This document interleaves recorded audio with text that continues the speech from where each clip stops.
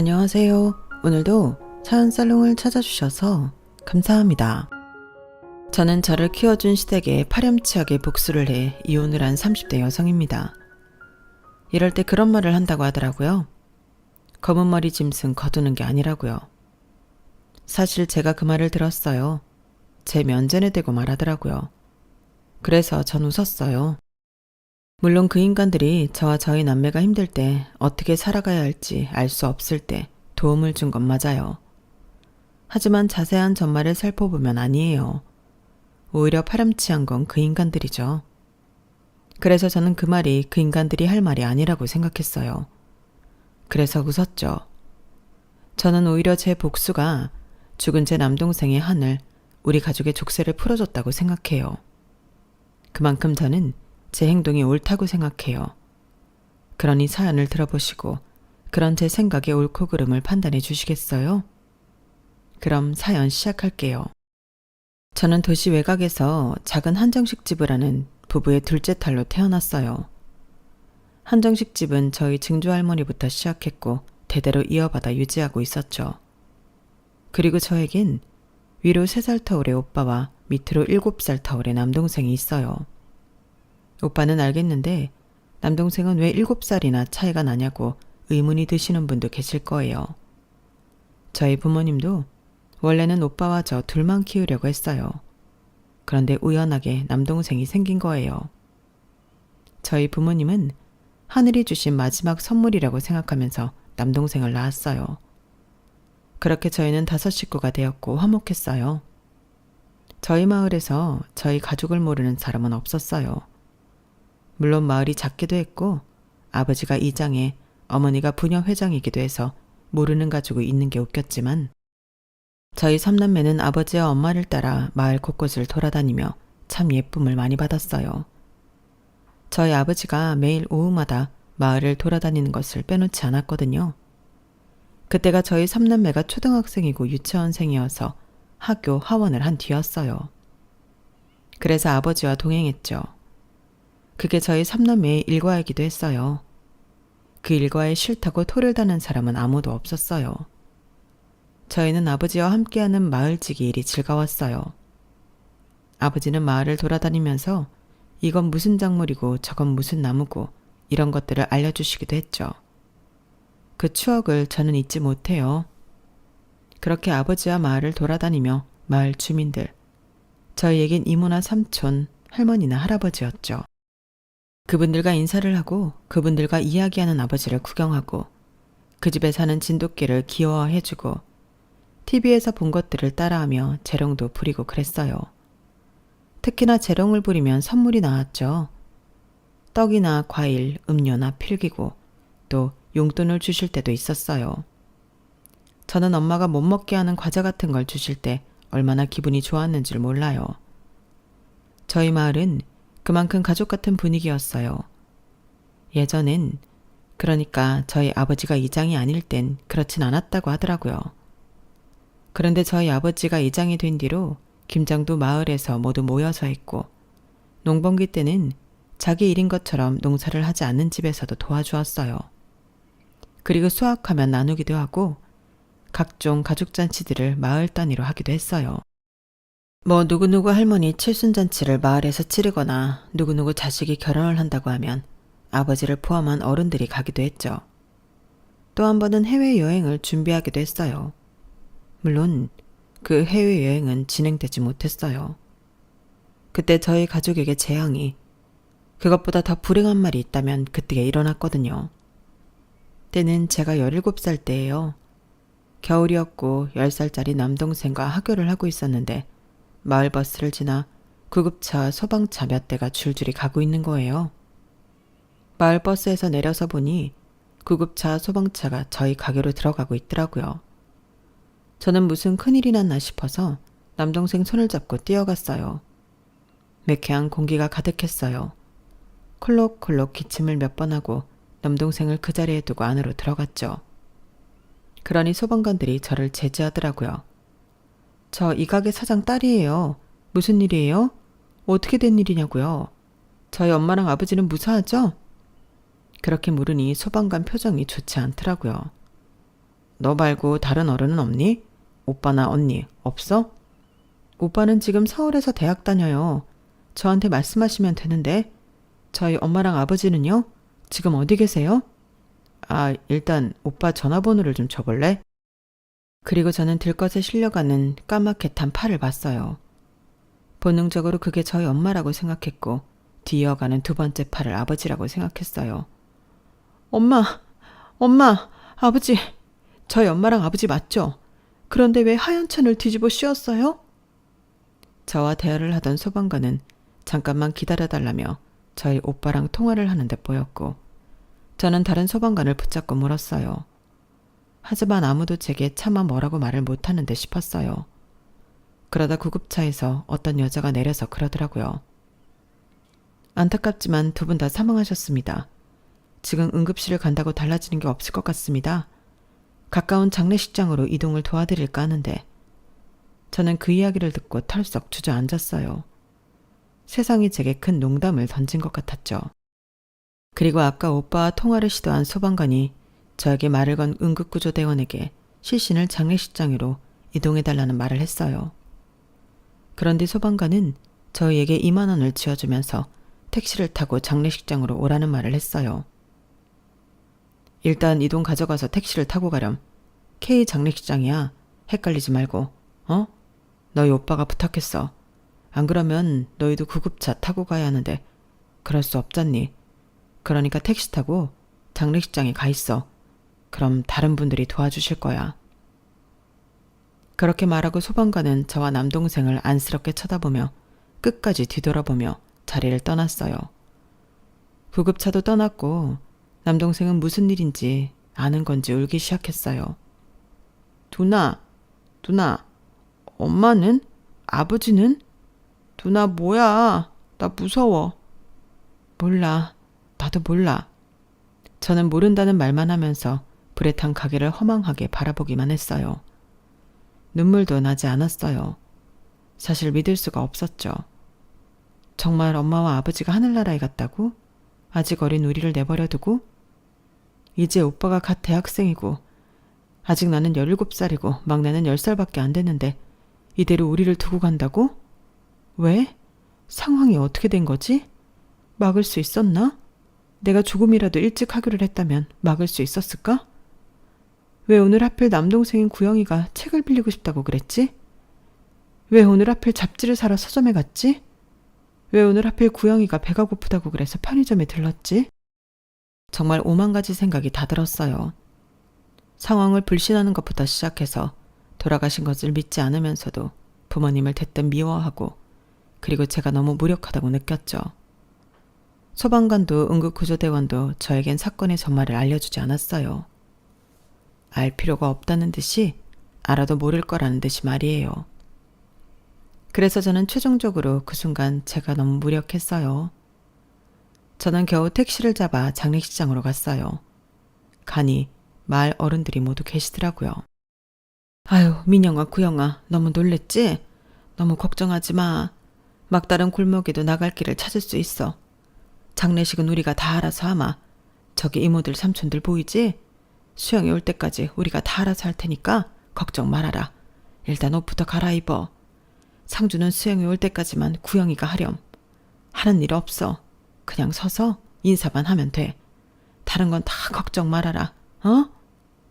저는 동네 이모 앞에서 정말 저희 엄마 아버지가 돌아가신 건지 어떻게 된 건지 묻고 싶었지만 눈물이 그렁그렁 맺힌 이모의 얼굴을 보고 차마 물을 수가 없었어요. 그래서 이모가 준 상복을 입고 남동생에게 상주 완장을 차주고 나왔어요. 그리고 조문객에게 인사를 하고 절을 했죠. 하지만 그때도 믿어지지 않았어요. 저희 진짜 가족인 고모와 고모부, 이모와 이모부, 삼촌, 숙모가 급하게 와 저희를 안아줄 때도 믿어지지 않았죠. 그리고 첫날 저녁 서울에서 도착한 오빠가 왔을 때 그제서 믿어지더라고요. 눈시울이 붉은 오빠가 저희를 안아주며 수고했다고 하는데 엉엉 울어버렸어요. 그리고 제가 울자 10살인 남동생도 엉엉 울고요. 그 울음소리를 들은 모든 조문객이 안타까운 시선으로 저희를 봤죠. 저희를 따라 흐느끼는 사람들도 있었어요. 오빠가 저희를 방으로 데려갔어요. 조금 쉬라고 하더라고요. 오빠, 어떻게 된 일이야? 이렇게 갑자기 어떻게 이럴 수가 있어? 들어보니까 주방에서 가스가 샌 모양이야. 그래서 불이 난 건데 사실 불이 나기 전부터 어머니 아버지는 가스에 질식된 상태였어. 그래서 못 빠져나오신 거고 돌아가신 거야. 그래도 어떻게 이래? 우리 보고 어떻게 살아가라고. 하루아침에 번개를 맞은 거랑 뭐가 달라? 그래도 민영아, 살아야지. 남아서 우리가 어떻게든 열심히 살아야지. 어머니 아버지라고 이렇게 되고 싶어서 그런 거 아니잖아. 너도 잘 알잖아. 번개를 맞은 건 우리뿐만 아니라 부모님도 마찬가지야. 사람들이 하는 말 들었지? 피덩이 같은 우리 두고 어떻게 눈을 감으시겠어. 그러니까 우리는 잘 살아야 해. 더 의젓하고 정직하게 살아야 해.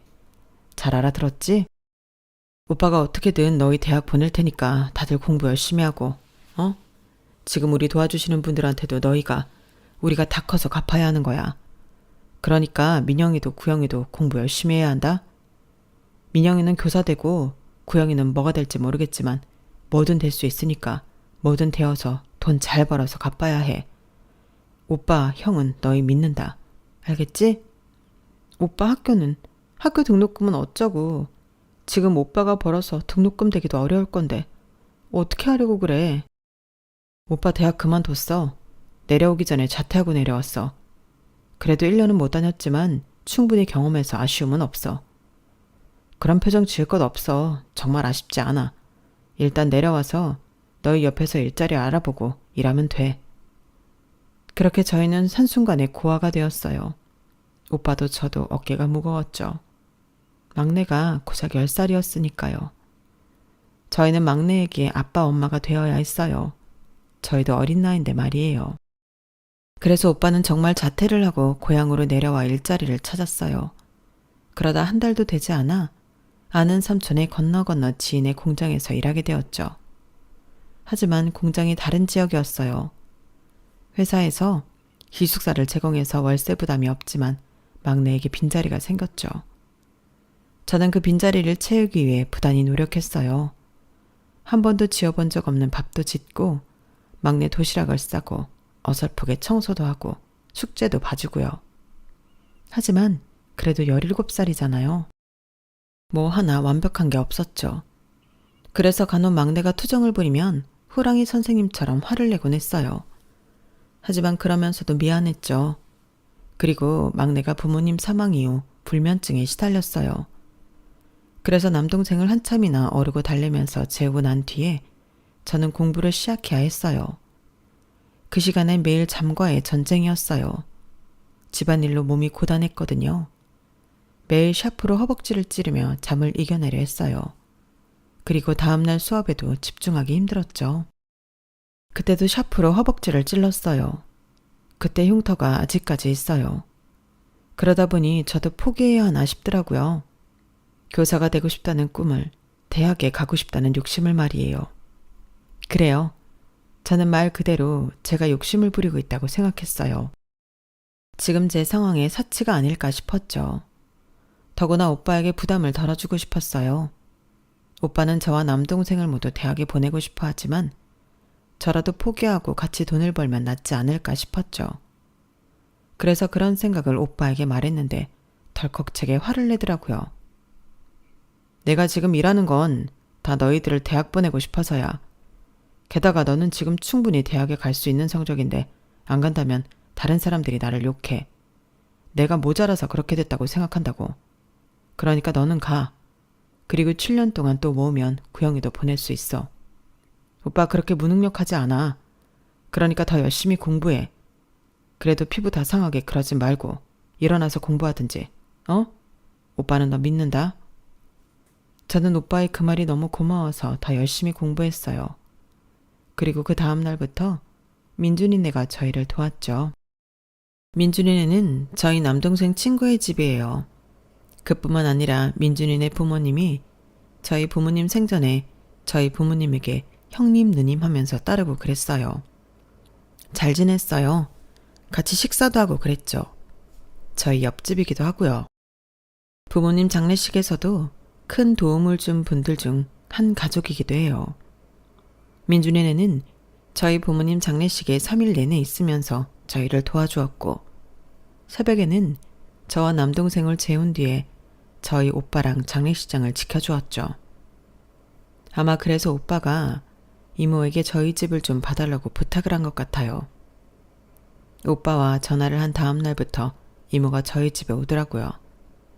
일주일에 4-5번 오셨는데 그럴 때마다 바리바리 싸들고 오셨어요. 반찬이며 과일이며 간식이며 싸들고 오셨죠. 그리고 저희가 집에 없을 땐 청소를 하고 가셨어요. 베테랑 주부가 청소한 집은 다르구나 라고 저는 느꼈죠. 그리고 삼촌도 오셔서 잡초가 무성하게 자라 지저분한 마당 청소를 해주셨어요. 청소뿐 아니라 꽃도 심어서 예쁘게 사람 사는 집같이 해주셨죠. 그리고 가끔 저녁 식사에 초대해 주기도 했어요. 그럴 때면 밥상다리가 부러질 정도로 차려주셨죠. 저는 그때마다 밥을 2공기씩 먹었어요. 너무 고마워서요. 민준이네는 저희를 객식구라고 생각하지 않았어요. 매번 저희를 조카라고 불렀거든요. 그리고 그걸 제 남동생이 무척 좋아했어요. 이모 삼촌이라고 애교 있게 부르며 잘 따랐죠. 그도 그럴 것이 민준이와 남동생은 정말 친했거든요. 같은 나이에 같은 초등학교에 같은 학원을 다녔으니까요. 하지만 그 생활은 남동생에게 더 큰 결핍을 가져다 줬어요. 가끔 이모한테 엄마라고 하기도 했거든요. 그러니 저는 마음이 짠하면서 왠지 이렇게 둬선 안 된다고 생각했어요. 그래서 남동생을 앞에 앉혀놓고 한 소리를 했죠. 민준이 이모는 이모야. 그것도 우리 핏줄인 이모가 아니라 그냥 이웃인 이모. 그러니까 엄마라고 부른다거나 그래선 안 돼. 아무리 친해도 안 되는 건 안 되는 거야. 내가 엄마가 될 수 없는 거랑 똑같은 거지. 이해했지? 그럼 난 누구를 엄마라고 불러? 추모공원에 엄마 있잖아. 그분만 엄마인 거야. 엄마는 세상에 둘이 될 수 없어. 엄마는 한 분이야. 나는 엄마가 너무 보고 싶어. 그래서 그러는 건데 그래도 안 돼? 안 돼. 그건 신뢰야. 신뢰가 뭔데? 예의가 없는 거야. 형이 그랬지? 반드시 예의는 갖춰야 하는 거라고. 너 이거 형한테 이른다? 그럼 어떻게 되는지 알지? 제가 그렇게 말하자 남동생은 눈물을 글썽이고 고개를 끄덕였어요. 그리고 저는 민준이네 가족이 저녁 식사에 초대하는 것을 몇 번 가지 않으면서 제 힘으로 방을 청소하고 제 힘으로 마당도 정리하고 제 힘으로 밥을 차려 먹었죠. 물론 우여곡절이 많았지만 어찌저찌 할 수 있었어요. 그리고 대학도 떨어지면 더 노력하지 않기로 했어요. 그러자 그런 모습을 본 이모가 조용히 저를 부르더라고요. 너 요새 공부 안 하지? 네? 아, 저희 사정에 무슨 공부인가 싶기도 하고 그래서 너희 부모님이 너 공부 잘한다고 아니 너희 애들 다 영특하다고 얼마나 자랑하고 그랬는 줄 알아? 그런데 네가 이렇게 하면 얼마나 실망하시겠어. 그것도 본인 때문에 이렇게 되었다고 생각하실 텐데 미안하고 실망스러운 딸이 될래? 아니면 자랑스러운 딸이 될래? 그래도 제가 대학 가면 구영이는 어떻게 해요? 오빠도 일하는데 제가 돌봐야죠. 너 내가 우리 조카라고 말하는 거 부담스럽니? 아니요, 감사하죠. 그런데 네가 지금 말하는 건 우리가 해준 게 다 의미가 없었다는 걸로 들리는데? 우리가 있는데 구영이가 무슨 걱정이야. 구영이 걱정 말고 너는 네 할 일을 해. 그리고 우리한테 갚아. 나는 셋 다 우리 자식이라고 생각하고 해주는 거야. 베풀 거고 받을 거야. 그러니까 너무 걱정하지 마. 너 아직 19밖에 안 됐어. 너무 많은 짐을 지려고 하지 마. 이모가 돈은 못 대주지만 그래도 구영이는 민준이랑 같이 키워줄 수 있어. 그렇게까지 말해주는데 제가 어떻게 공부를 놓을 수 있겠어요. 저는 죽어라 공부를 해서 사범대학에 갔어요. 더 좋은 대학도 붙었는데 전액 장학금을 받을 수 있는 대학에 입학했죠. 그리고 졸업을 해서 고향으로 내려왔어요. 돌아온 집은 여느 때와 다름없이 깨끗했어요. 다 이모 삼촌이 관리해준 덕분이죠. 그리고 그때 남동생이 이제 막 고등학생이 되었죠. 저는 임용 준비를 하면서 남동생을 케어했어요. 그리고 빵집에서 아르바이트도 하며 생활비를 벌었죠. 그렇게 첫 번째 임용에서 떨어지고 두 번째 임용에서도 떨어졌어요. 그리고 남동생과 민준이는 고3이 되었죠. 저는 마지막이라고 생각하며 임용에 다시 도전하고 그러면서 남동생과 민준이의 입시를 봐주었어요. 저희 집에서 같이 공부도 하고 면접도 봐주고요. 그런데 웃기게도 그러다 보니 임용고시 준비가 되더라고요. 그래서 저는 그 해에 임용고시를 붙었고 남동생도 민준이도 원하는 대학에 갔어요. 남동생은 서울로 갔고 민준이는 저와 같은 지역의 대학교로 갔어요. 그게 어쩌면 시발점이 되었죠. 기숙사에 살던 민준이가 기숙사가 답답하다며 제 자취방으로 자주 왔거든요. 와서 밥도 먹고 잠도 자고 그랬어요. 하지만 그때만 해도 친한 동생 가족이었기 때문에 별일은 없었어요. 그러다 민준이가 군대에 다녀와 졸업을 한 뒤에 고향으로 내려가지 않고 본격적으로 제 자취방에 살면서 정분이 났어요. 연애를 하게 되었죠. 저희는 1년을 연애하고 그때 민준이가 취직을 하면서 4개월 동안 결혼 준비를 하고 진짜 가족이 되었어요. 하지만 처음엔 저와 남편의 연애에 결혼에 저희 집도 당황했고 시댁도 당황했죠. 은혜를 이런 식으로 갚아도 되는 거야? 저희 오빠는 이렇게 말했고 가족끼리 이러는 거 아니다. 시댁에서 그런 말을 했어요. 하지만 그러면서도 완강히 거부하진 않았어요. 저희 오빠도 너희가 좋으면 어쩔 수 없다고 말했고 시아버지는 은근히 교사 며느리가 생긴 걸 좋아했죠. 하지만 문제는 시어머니였어요. 시어머니는 저를 탐탁치 않게 생각했죠. 아예 저를 대하는 태도가 바뀌었어요. 결혼 전 저를 조카처럼 여기며 아낀다고 말하며 잘 챙겨줬거든요. 매번 다정하게 이름을 부르고 만나면 허그를 하고 살갑게 해줬어요. 그런데 결혼을 하겠다고 하니 이름도 부르지 않고 허그도 안 하고 더 낯선 사람처럼 대하더라고요. 표정도 차가워지고요. 그리고 대놓고 저희 결혼을 반대했어요. 당황스럽더라고요. 그래서 한 날 제가 터놓고 물어봤어요. 이모, 아니 어머님, 그런데 제가 왜 싫으신 거예요? 싫다니? 그런 말은 한 적 없다. 왜 사람을 그런 식으로 몰고 가니? 계속 눈도 안 마주치시고 이름도 안 불러주시고 원래는 안 그러셨잖아요. 그러니까 저는 그렇게 생각할 수밖에. 내가 괘씸해서 그래. 너도 생각이라는 걸 해봐라. 나는 이렇게 될 줄 알았으면 그렇게 잘해주지 않았어. 검은 머리 짐승 들이는 거 아니라더니 딱 내 꼴이 그렇다? 내가 딸처럼 조카처럼 잘해줬더니 뒤에서 남의 아들 꼬드기긴 하고 내가 지금 얼마나 당황스러운지 네가 알긴 하니? 얼마나 괘씸해. 안 그래? 다들 나처럼 생각해. 이렇게 가족처럼 지낸 사이에 결혼하면 남들이 욕한다? 어머님 안 그래요. 다들 그렇게 가족처럼 지내니 정말 가족이 되었구나 생각하죠. 그건 알량한 네 생각이고 그리고 누가 고아 며느리 갖고 싶겠니? 너도 참 양심이 없다. 쥐뿔도 없는 고아 누가 두 팔 벌려 환영하겠니? 그리고 네가 민준이보다 무려 7살이나 많아. 난 그것도 싫다? 우리 남편은 네가 자리 잡은 교사라고 좋아하는데 나는 네가 그래서 우리 민준이 무시할까 봐 겁나. 안 그러겠어? 너보다 돈 못 번다고 사회적 지위 낮다고 그럴 거잖아. 얘 용돈 꼴랑 주면서 어른인 척 할 거 아니야. 나는 그 꼴 못 본다. 그러니까 이 결혼 접어. 당장. 하지만 그럼에도 결혼을 할 수 있었던 건 시아버지가 밀어붙였기 때문이에요. 시아버지가 교사 며느리를 얻은 게 무척 기분이 좋았나 봐요. 온 마을에 소문을 내신 거예요. 다들 축하한다고 이것저것 주면서 결혼식이 언제냐고 재촉하듯이 물었어요. 그러니 시어머니도 끝내 결혼을 허락할 수밖에 없었어요. 저희 시어머니는 저희 삼남매를 진심으로 도와준 만큼 마을에서 착하다고 소문이 자자했거든요. 그러니 저희 결혼을 반대하고 있다고 대놓고 말할 수 없었던 거죠. 그걸 다행이라고 해야 하는지 좀 씁쓸하다고 해야 하는지 저는 알 수 없었지만 저와 남편은 웨딩홀에서 한 번, 마을회관에서 한 번 결혼식을 올리고 부부가 되었어요. 결혼을 승낙받는 과정이 저에겐 많이 씁쓸하긴 했지만 저에게 결혼은 특별했어요.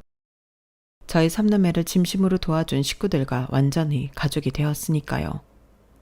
오빠도 저도 남동생도 이렇게 가족이 된 이상 시댁에 보답해야 한다고 생각했어요. 제가 교사가 될 수 있었던 것도, 남동생이 모자람 없이 대학을 입학하고 졸업할 수 있었던 것도 시댁 덕분이니까요. 저희 3남매는 그렇다는 것에 모두 동의했어요.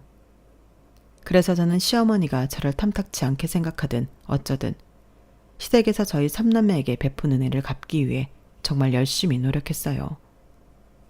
남편과 제 자취방 근처 아파트에 자리를 잡았지만 자주 시댁에 따로 또 같이 가서 시댁 식구들과 식사도 하고 커피도 마시고 담소도 나누고 시간을 보냈죠. 그리고 고단하신 시부모님을 위해 안마의자도 선물하고 좋은 화장품도 사서 드렸어요. 그리고 시어머니와 영화관도 가고 좋은 카페도 가며 데이트를 하기도 했어요. 이렇게 은혜를 갚고 최종적인 목표는 딸 같은 며느리였어요. 제가 그런 말을 하면 주변에서 다 웃어요. 그런 건 없다고 말이에요. 하지만 시어머니가 결혼 전에 분명 저를 조카처럼 자식처럼 생각한다고 했어요. 저는 그 말이 빈말이라고 생각하지 않았어요. 지금은 시어머니가 저를 탐탁치 않게 생각하지만 언젠가 저처럼 이내 딸 같은 며느리로 봐줄 거라고 생각했어요. 그런데 시간이 흐르면서 저는 제가 딸 같은 며느리가 되고 싶다고 했을 때 제 면전에 대놓고 비웃었던 사람들의 생각이 틀리지 않았다는 걸 알았어요. 그 비유는 현실성이 없더라고요. 저는 끝까지 딸 같은 며느리가 될 수 없었어요. 딸 같은 며느리는 무슨, 저는 간혹 제가 신데렐라가 아닐까 생각했어요. 신데렐라 아시죠? 우리말로 하면 식모쯤 되려나요?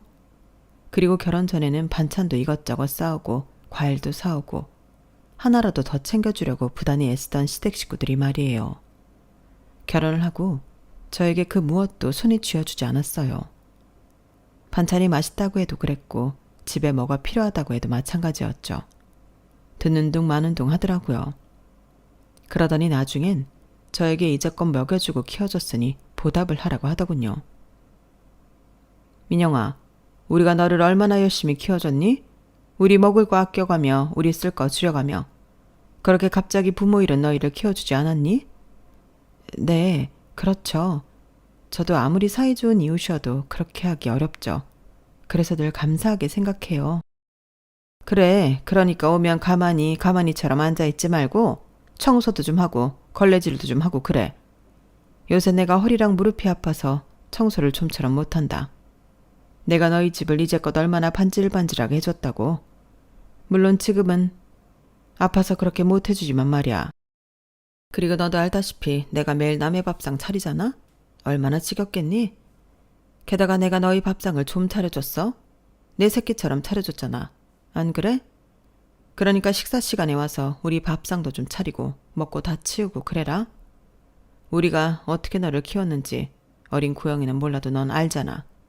내가 그랬지? 나는 다 받을 거라고. 원래는 이렇게까지 할 생각은 없었지만 우리는 가족이니까. 내가 아직도 너만 생각하면 자다가도 속이 뒤집혀. 내가 받은 배신감에 비하면 이건 아무것도 아니야. 배신감이요? 또 그 이야기하는 거예요? 제가 민주씨 구워 삶아 먹는 것도 아닌데 계속 그런 말씀하시면 저 이제 좀 서운해요. 서운하기는 내가 더 서운하다? 너처럼 구는 걸 보고 간 빼먹고 등친다고 하는 거야. 우리 비 다 맞춰가면서 속으론 다른 속셈이 있었던 거지. 생각하면 지금도 천불난다. 그러니까 내 속 풀릴 때까지 내가 하라는 대로 해. 저는 보답을 하기로 했으니 이것도 보답이라고 생각하고 시어머니의 비위를 맞췄어요. 하지만 그뿐이 아니었어요. 시어머니는 저에게 시누이의 수발도 들게 했죠. 그 당시 큰 시누이가 회사원으로 자취를 하고 있었고 작은 시누이는 학생이었거든요. 내가 잠깐 청소 자취방 갔다 오니까 아주 엉망이더라. 얘가 나를 닮지를 않아서 깔끔하지를 못해. 네가 우리 집 오는 길에 항상 청소 자취방 들러서 청소도 좀 해주고 니네 집 가는 길에 다시 들러서 반찬 좀 가져다 놔라. 네? 제가 큰아가씨 집에요? 그러면 아무리 큰아가씨도 싫어할 텐데 실례가 아닐까요? 큰아가씨도 그렇게 하래요? 물어볼 것도 없어. 그 돼지 같은. 그럼 방 대신 치워주면 걔도 고마워할 거야. 아주 엉망이더라니까. 너도 가보면 깜짝 놀랄 거다. 그래도 다 큰 여자 집인데 네가 남자도 아닌데 뭘 그러니? 내가 뭐 기금속 같은 거는 알아서 두라고 할 테니까 넌 그냥 가서 대충 청소나 해줘. 너무 구석구석 하지 말고. 네 말대로 기분 나빠할 수도 있겠네. 네, 오는 길에 한번 들러볼게요. 작은 아가씨는 개강했죠? 이번엔 기숙사 메이트가 좀 좋아야 할 텐데 작년엔 좀 고생했잖아요. 그러니까 말이야. 그런데 아직 별 연락 없는 거 보니 괜찮은 모양이네. 네가 가든지 내가 가든지. 정서처럼 청소도 해주고 반찬도 가져다 주고 싶지만 기숙사라고 할 수가 있나? 아, 그러게요. 근데 이서가 너한테 과제 좀 봐달라고 하더라? 너도 이서도 둘 다 사범대잖아. 게다가 넌 교사고. 아, 그래요? 제가 봐줄 수 있는 건 당연히 봐줄 수 있죠. 그래, 그러면 연락해보고 잘 좀 도와줘. 하지만 작은 신우이가 제게 부탁하는 건 과제 전부였고 저는 과제를 몇 번 대신해주다가 이내 거절했어요.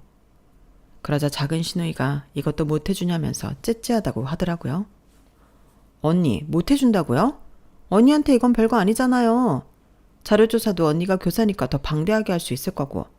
가족끼리 이렇게 치사하게 굴게 해요? 저 엄마한테 다 이를 거예요?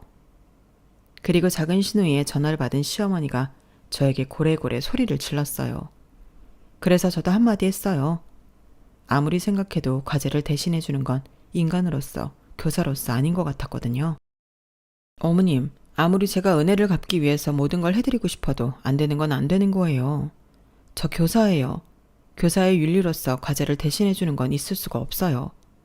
그리고 이거 하나 제대로 못하면서 어떻게 교사가 되겠다는 거예요? 교사가 스스로 해야 할 일이 얼마나 많은데 그때도 저한테 부탁할 거래요? 아니잖아요. 그러니까 저는 이제 못 도와줘요. 저를 위해서가 아니라 아가씨를 위해서요. 그러니 그렇게 아세요.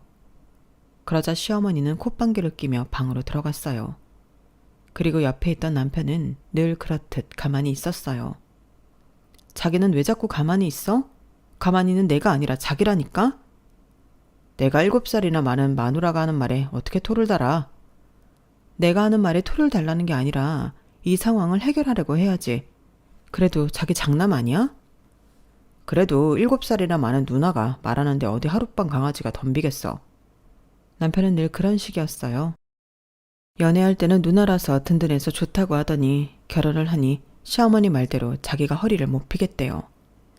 그런 말을 참 자주 했고 저는 그 말이 정말 거슬렸어요.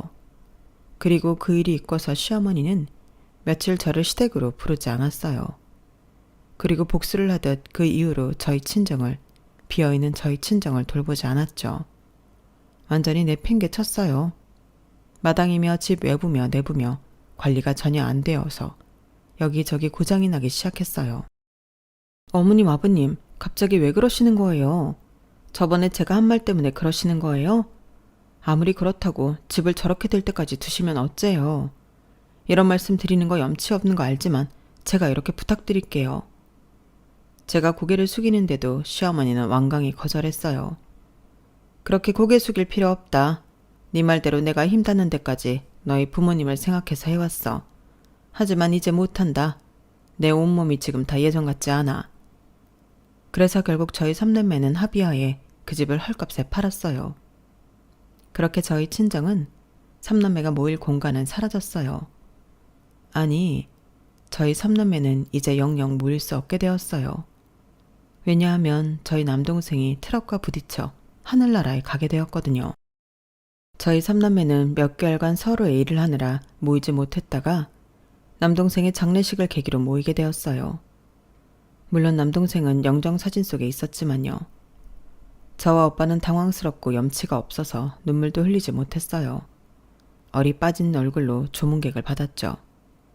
그리고 남동생의 사망 소식에 저희 시댁 식구들도 왔어요. 처음엔 그래도 식구라고 고맙더라고요. 그리고 처음엔 시댁 식구들도 조문객을 받고 음식을 나르며 도와주기도 했고요. 그런데 갑자기 시댁 식구들이 테이블 가운데에 3, 4, 5 모여 왁자지껄 떠들더라고요. 그리고 중국집 배달원이 빈소로 들어왔어요. 저희 시킨 사람 없는데요. 아, 여기로 와주세요. 그리고 계산은 앞에 사람이 할 거예요. 네? 우리가 경황이 없어서 지갑을 다 놓고 왔어. 그러니까 네가 대신 계산 좀 해라. 아니 어머님, 이게 대체 뭐예요? 식사는 여기 음식 드시면 되지. 웬 중국집이에요? 아니, 너는 왜 장례식장을 여기에 했니? 여기가 음식이 별로라고 소문이 자자한 데야. 귀한 조문객 봤는데 이런 것도 신경 안 쓰고 뭐 했어? 다들 음식 남기고 그냥 가더라. 이렇게 하면 욕은 죽은 네 남동생이 먹는 거야. 얘가 뭘 모르네? 그러면서 음식 비닐을 뜯기 시작하더라고요. 저는 눈치 없이 앉아있는 남편을 노려봤어요. 남편이 제 눈치를 보더니 저 대신 배달원에게 카드를 내밀었어요. 그리고 시어머니는 그 꼴을 보며 혀를 끌끌 찼죠. 얘 눈 좀 봐요. 내가 이래서 7살이나 많은 애한테 우리 아들 장가 보내기 싫었다니까? 아주 애를 죽일 듯이 노려보네. 너 그러다 벌 받는다? 엄마, 그냥 냅두고 이리 앉아요. 그래도 여긴 소주가 공짜니까 좋잖아. 우리 가족 오랜만에 술 한잔 하는데 앉아요. 시누이들이 그렇게 말하는데 저는 정말 속에서 천불이 날 것 같았어요. 아니 다들 여기서 뭐 하는 거냐고요. 대체 이럴 거면 여기 왜 오셨어요? 제가 속이 털어져 소리를 지르자 시어머니가 자리에서 일어나 제 등을 찰싹찰싹 때렸어요. 너는 장례식장에서 그렇게 큰 소리 내면 못 써. 다른 손님들도 있는데 빨리 가서 너는 조문객이나 봐라.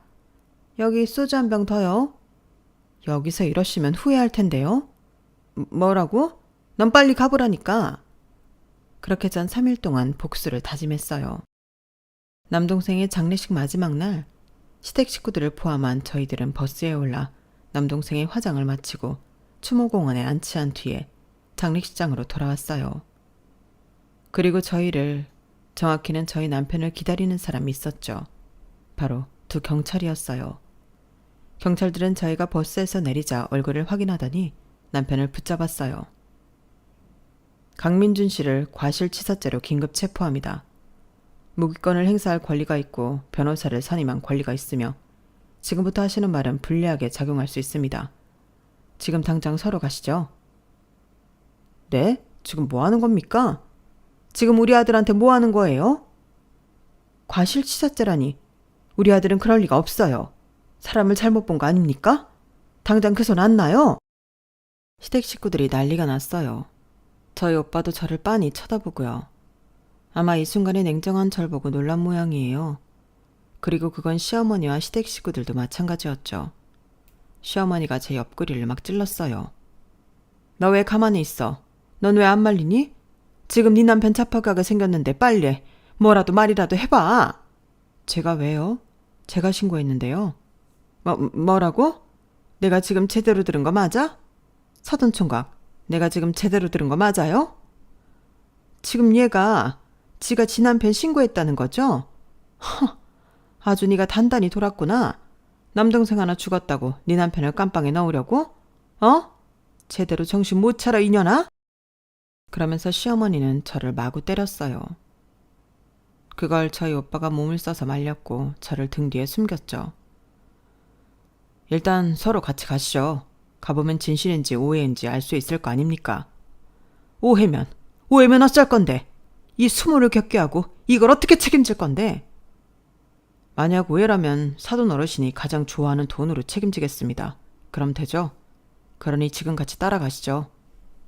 그렇게 저희는 경찰서에 모였어요. 그리고 저는 오빠에게 상황을 설명했죠. 구양이 사고나고 폐차하면서 내가 갔잖아.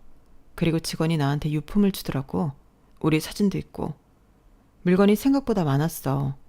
처음엔 그냥 버리려고 했어. 가지고 있다고 구양이가 돌아오는 것도 아니잖아. 그런데 블랙박스 메모리가 있더라고. 사실 구양이 사고 나한테는 굉장히 찜찜했어. 오빠는 모르겠지만 구양이가 사는 데가 우리 집이랑 반대 방향인데 구양이가 우리 집 근처에서 사고가 났단 말이야. 그게 왜? 너한테 들리려고 했던 거 아니야? 구양이는 나한테 올 때 항상 먼저 연락해. 그러지 않은 적 없었어. 내가 먼저 집에 들어가 있으라고 해도 놀이터에서 기다리던 애야. 그런데 연락도 없이 우리 집에 가는 길에 사고가 났다는 게 너무 이상한 거야. 그래서 블랙박스를 열어봤어. 그리고 내가 뭘 봤는 줄 알아? 뭘 봤는데? 내 남편의 실체. 우리 남편이랑 구영이 오랫동안 친구 사이였잖아. 그런데 남편이 구영이한테 자기가 매형이라고, 자기가 손윗사람이라고 애를 마구 부려먹더라고. 그날 운전을 한 것도 남편 때문이야. 남편이 자기 술 취해서 대리기사처럼 부린 거라고. 그날 구영이 우리 남편 아니었으면 죽지 않았을 거라고. 하지만 그거 가지고 죄가 성립돼? 차를 운전하라고 시킨 게 찍혀 있어. 자기가 손윗사람이라고 그걸 이유로 협박하고 강요한 거야. 그러니까 강요죄지. 그리고 과실치사죄도 성립돼. 운전을 종용한 게 사고의 원인이 되었어. 운전하면서 이래라 저래라 하더라고. 그러다 오토바이 제끼라고 했는데 제끼자마자 트럭에 치였어. 그러니 과실치사가 맞잖아. 그리고 그게 아니어도 그 인간은 감옥 갈 거야. 왜? 사고가 나고 튀었어. 죽어가는 구영이 냅두고 튀었어. 그래서 골든타임 놓쳤고. 이건 명백한 범죄야. 살인이라고. 그날 나도 기억해. 이 사람 술에 취하지 않았어. 다친 얼굴로 집에 들어와서 샤워하고 입을 꽁꽁 싸매고 잤어. 자면서도 계속 뒤척이고 다 기억하고 있어. 아까 오빠도 표정 봤잖아. 맞아요. 남편은 경찰에 잡혔을 때 이미 세상을 잃은 듯한 표정이었고 망연자실하고 있었어요. 그런데 왜 블랙박스 기록을 빼지 않았지? 당황했겠지. 그리고 나중에 깨달았을 땐 이미 차는 견인되었을 거고. 그럼 너는 왜 처음부터 말하지 않았어? 처음엔 나도 너무 놀랐어. 그리고 순간적으로 산 사람은 살아야 한다고 생각했어. 게다가 내 남편이잖아. 평생 반려자라고. 그렇게 생각하니까 진실을 밝힐 수 없었어. 그런데 그게 과연 구영이를 위한 길일까 싶더라. 복수도 하고 싶었고 시댁한테서 말이야. 그 마음도 없진 않았어. 그런데 이렇게 생각하려고. 나는 내 남동생의 죽음이 단순한 사고로 끝나길 바라지 않아. 그리고 내 시댁은 번번이 우리를 모욕했어. 이젠 가만히 두고 볼 수 없어. 그렇게 저희는 경찰서에 도착했고 제가 말한 죄명이 남편에게 붙게 되었어요.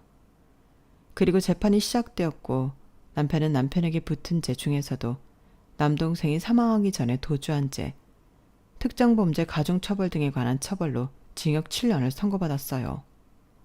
남편이 토끼 눈을 하고 저를 노려보더군요. 네가 나한테 이럴 줄은 몰랐어.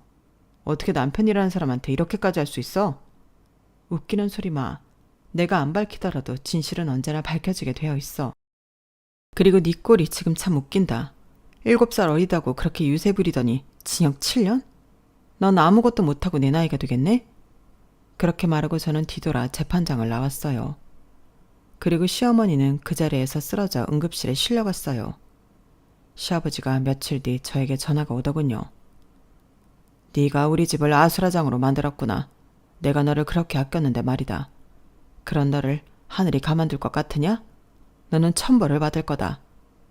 검은 머리 짐승 거두는 게 아니라는 네 시어머니 말이 참말이구나. 내가 왜 너희 삼남매를 그토록 아꼈는지 내가 땅을 치고 후회하는 중이다. 아버님, 그건 제가 할 말이에요. 저도 그댁 아들이랑 결혼한 거 땅을 치고 후회하는 중이에요. 저희 삼남매를 보살펴 주시고 키워주신 건 감사해요. 하지만 제가 감사하는 것에서 그치려면 적당히 하셨어야죠. 저는 결혼 생활 동안 며느리가 아니었어요. 욕바지, 식모였어요.